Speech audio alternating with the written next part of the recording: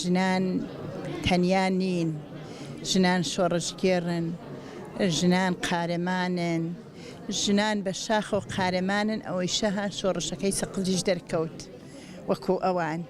سیلاحیان نییە ئەوان، شۆڕشیان وە قسە و وە دار و وە بەرد و شۆڕش خۆیانیان کرد، وەلێ دوژمن نایە لێ بەرگریان لێوەکە.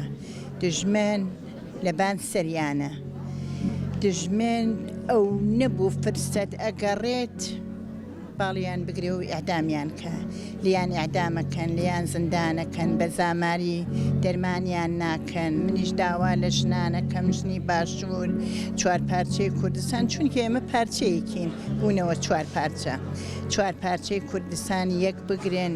ئێمە گشتمان کوردین، قەومیەکین، کەسیەکین، یەک بگرین، دژمن ناتوانێت هیچ بکە. ئەمە 2 ساڵە دژمن دەستی دژمن دەسە ڕەشەکەی لە پاریسە هەواڵانمان لە شەهیدەکە، هەتا شەهیدیش بکە. ئەوان هەر قارەمان و محکەمن ناڕخن، هەر قارەمان و شۆڕژگێرن، باشتر شۆڕشەکە ئەکریە لە بەرانبەریانە، پشتیوانیانە.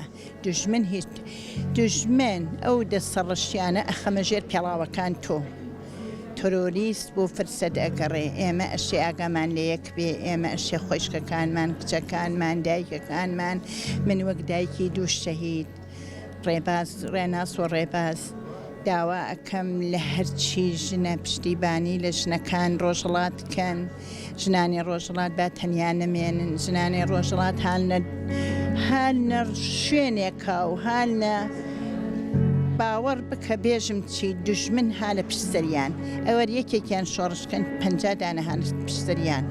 دژمن فشاریاوردە بۆیان، ئیسە بەفرۆ بۆرانە، ساردە، تەنهان. داوا لە هەموو ژنانەکەم پشتیوانی لە ژنان بکەن.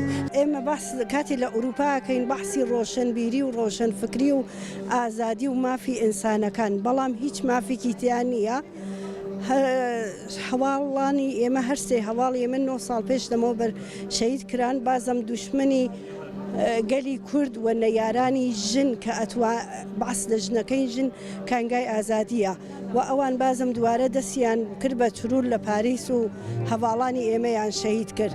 ئێمەی وەکو گەلی کورد وەکو داربەڕوو واین، هەرچەندمان سووتن سەر هەڵەدەینە و من وەکو ژنێکی ڕۆژهەڵاتی، وەکو هاوژینی ئینسانێکی ترۆر و شەهیدێکی ترۆر لە باشووری کوردستان ئەو شتە وەڕەخنە و شەرمەزارەکەم کە لە باشووری کوردستان دوێنێ یاوە پێرێ ساڵیادی قاسم سلێمانی ئینسانێکی ترۆریست و کەسێکی فاشیزم و کەسێکی دوشمنی کورد و نەیاری کورد مەراسمی بۆ ئەگرن و یادی لێ ئەکەنەوە.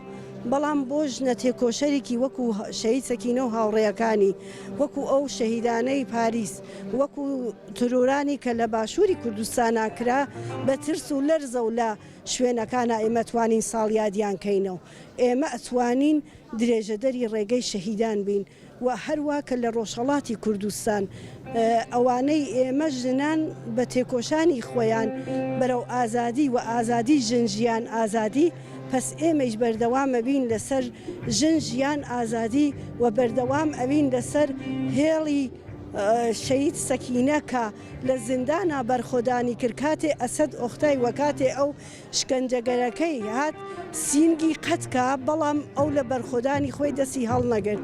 پس ئێمەش درێژەدەری ڕێگەی هەمتین کەسگەلێک وەکو شەهید سەکینەین و ڕێبازی شەهید سەکینە و ئەو ڕێ و ڕێبازی شەهیدان بەردەوام ئەکەین و وەکو ماڵباتی شەهیدان بەڵێن ئەدەین هەتاکو لوتکەی ئازادی وەکو ژن گیانمان لە ڕێگەی ئازادیە و ڕێپێوان و وەدەست کەوتەکانمان بۆ ئازادی هەر چوار پارچەی کوردستانە و بە یەکەوە بوونی کەس نەتوانێت حەق و مافمان بخوایدی.